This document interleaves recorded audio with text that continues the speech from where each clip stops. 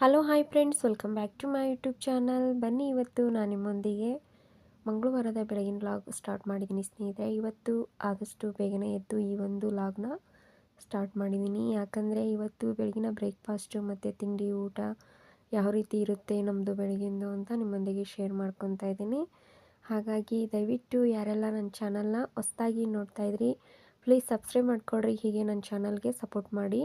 ನೋಡಿರಿ, ಮೊದಲಿಗೆ ನಾನು ಚಪಾತಿ ಹಿಟ್ಟು ನಾದಿಟ್ಟಿದ್ದೆ, ಈ ರೀತಿ ಕಾಲ್ಸಿಟ್ಟಿದ್ದೀನಿ. ಹಾಗಾಗಿ ಒಂದು ಸೈಡು ರೈಸ್ಗೆ, ಒಂದು ಸೈಡ್ಗೆ ಚಪಾತಿಗೆ ಇಟ್ಕೊಂಡಿದ್ದೀನಿ. ಅಷ್ಟೇ ಅಲ್ಲದೆ ಇವತ್ತು ಪಲ್ಯನೂ ಚಪ್ರದ ಅವರೆಕಾಯಿ ಪಲ್ಯ ಮಾಡ್ತಾಯಿದ್ದೀನಿ. ಇದ್ರ ಚಪಾತಿ ಜೊತೆ ತುಂಬ ಚೆನ್ನಾಗಿರುತ್ತೆ ಅಂತ ಕಾಂಬಿನೇಷನು. ಮತ್ತು ಇವತ್ತು ಚಪಾತಿ ಯಾವ ರೀತಿ ಅಂದರೆ, ಇದಕ್ಕೆ ಒಂದು ಮೆಥಡ್ ಹೇಳ್ತೀನಿ ರೀ ನಾನು. ಈ ಒಂದು ಮೆಥಡಲ್ಲಿ ನೀವು ಹಿಟ್ಟನ್ನು ನಾದ್ಕೊಂಡ್ರೆ ತುಂಬ ಚೆನ್ನಾಗಿ ಬರುತ್ತೆ ಚಪಾತಿ ಅನ್ನೋದು. ಅಷ್ಟೇ ಅಲ್ಲದೆ ಒಂದು 2-3 ದಿನ ಇಟ್ಟರು ಚಪಾತಿ ಗಟ್ಟಿಯಾಗಲ್ಲ, ಹಾರ್ಡಾಗಿ ಬರಲ್ಲ, ತುಂಬ ಸಾಫ್ಟಾಗಿರುತ್ತೆ ಚಪಾತಿ ಅನ್ನೋದು, ಮತ್ತು ಬಾಯಲ್ಲಿ ರುಚಿಯಾಗಿರುತ್ತೆ. ಆ ಒಂದು ಮೆಥಡ್ ಏನಪ್ಪ ಅಂತಂದರೆ, ನಾನು ಚಪಾತಿ ಹಿಟ್ಟು ನಾದಿಗೆ ಹಾಲು ಹಾಕಿ, ಒಂದು ಸ್ವಲ್ಪ ಹಾಲು ಉಪ್ಪು ಹಾಕಿ ನಾದಿದರೆ ತುಂಬ ಟೇಸ್ಟಿಯಾಗಿ ಬರುತ್ತೆ, ಮತ್ತು ಚಪಾತಿ ಅನ್ನೋದು ತುಂಬ ಸಾಫ್ಟಾಗಿರುತ್ತೆ. ಖಂಡಿತ ನೀವು ಕೂಡ ಈ ಒಂದು ಮೆಥಡಲ್ಲಿ ಹಿಟ್ಟನ್ನು ನಾದ್ರಿ, ತುಂಬ ಅಂದರೆ ತುಂಬ ಚೆನ್ನಾಗಿರುತ್ತೆ ಚಪಾತಿ ಅನ್ನೋದು. 2-3 ದಿನ ಇಟ್ಟರು ಚಪಾತಿ ಹಾಳಾಗೋಂಗಿಲ್ಲ, ಮತ್ತು ಅಷ್ಟೇ ಟೇಸ್ಟಿಯಾಗಿರುತ್ತೆ. ಆವಾಗಲೇ ಮಾಡಿದ್ದೇವೇನೋ ಅನ್ನೋ ಒಂದು ಟೇಸ್ಟ್ ಇರುತ್ತೆ. ಖಂಡಿತ ನೀವು ಈ ಒಂದು ಮೆಥಡಲ್ಲಿ ಒಂದು ಸಲ ಆದರೂ ಮಾಡಿ ಸ್ನೇಹಿತರೆ. ಈ ಒಂದು ಮೆಥಡ್ ನಿಮಗೆ ಇಷ್ಟ ಆಗುತ್ತೆ ಅಂದ್ಕೊಂಡಿದ್ದೀನಿ. ಮತ್ತು ಇವತ್ತು ಚಪಾತಿ ಅಂತೂ ತುಂಬ ಟೇಸ್ಟಿಯಾಗಿ ಬರುತ್ತೆ. ಇದಕ್ಕೆ ನೀವು ಬೇಕಂದರೆ ಬರೀ ಟೀಯಲ್ಲಿ ಆದರೂ ಎದ್ಕೊಂಡು ತಿನ್ಬೋದು, ಅಷ್ಟು ಚೆನ್ನಾಗಿರುತ್ತೆ. ಪಲ್ಯನೂ ಬೇಡ, ಏನು ಬೇಡ, ಟೀದಲ್ಲೇ ಎದ್ಕೊಂಡು ತಿನ್ಬೋದು. ಬೆಳಗಿನ ಬ್ರೇಕ್ಫಾಸ್ಟ್ಗಂತೂ ತುಂಬ ಅಂದರೆ ತುಂಬ ಚೆನ್ನಾಗಿರುತ್ತೆ. ಮಕ್ಕಳಿಗೆ ಏನಾದರೂ ಒಂದು ಸ್ವಲ್ಪ ಬಟರು ಮತ್ತು ಇದಕ್ಕೇನಾದರೂ ಪೀನಟ್ ಬಟರು ಹಾಕಿ ಕೊಟ್ರಂತೂ ತುಂಬ ಚೆನ್ನಾಗಿರುತ್ತೆ ರೀ. ಖಂಡಿತ ನೀವು ಕೂಡ ಈ ಒಂದು ಮೆಥಡಲ್ಲಿ ಟ್ರೈ ಮಾಡಿರಿ. ನಾನಂತೂ ಯಾವಾಗಲೇ ಚಪಾತಿ ಮಾಡಿದರೂ ಈ ಒಂದು ಮೆಥಡಲ್ಲಿ ಚಪಾತಿನ ಮಾಡ್ತೀನಿ. ಚಪಾತಿಯಲ್ಲಿ ಸುಮಾರು ಬಗೆಯ ಮಾಡ್ಬೋದು. ಪದರ ಚಪಾತಿ ಅಂತ ಮಾಡ್ಬೋದು, ಉತ್ತಪ್ಪ ಥರ ಮಾಡ್ಬೋದು. ಹಾಗಾಗಿ ನಿಮಗೆ ಒಂದು 2-3 ಥರ ಚಪಾತಿ ಯಾವ ಥರ ಮಾಡೋದಂತೆ ನೆಕ್ಸ್ಟ್ ವ್ಲಾಗಲ್ಲಿ ತಿಳಿಸ್ಕೊಡ್ತೀನಿ ರೀ.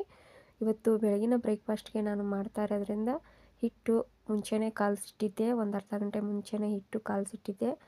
ಹಾಗಾಗಿ ಇವತ್ತು ನಾನು ಬೆಳಗ್ಗೆನೇ ಬೇಗನೆ ಎದ್ದು ಈ ಒಂದು ರೆಸಿಪಿನ ಶೇರ್ ಮಾಡ್ಕೊತಾ ಇದ್ದೀನಿ.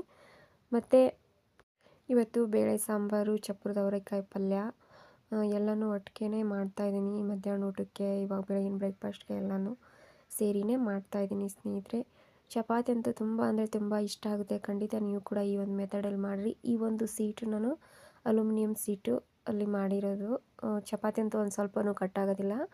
ನೋಡಿರಿ, ಇವಾಗ ಬೇಳೆನೂ ಮಸ್ಕೊತಾ ಇದ್ದೀನಿ. ಬೇಳೆ ಒಂದು ಸ್ವಲ್ಪ ಈ ರೀತಿ ಮಸದು ಸಾಂಬಾರು ಮಾಡಿದರೆ ತುಂಬ ಚೆನ್ನಾಗಿರುತ್ತೆ. ಹಾಗಾಗಿ ಇದಕ್ಕೆ ಟೊಮೊಟೊ ಎಲ್ಲವನ್ನು ಹಾಕಿ, ಈರುಳ್ಳಿ, ಟೊಮೊಟೊ, ಬೆಳ್ಳುಳ್ಳಿ ಎಲ್ಲ ಹಾಕಿ ಮಸದು ಇಟ್ಟಿದ್ದೀನಿ ಸ್ನೇಹಿತರೆ. ಇದಕ್ಕೊಂದು ಸ್ಮಾಲ್ದಾಗಿ ಒಂದು ಒಗ್ಗರಣೆ ಕೊಟ್ಕೊಂಡ್ರೆ ಆಯಿತು.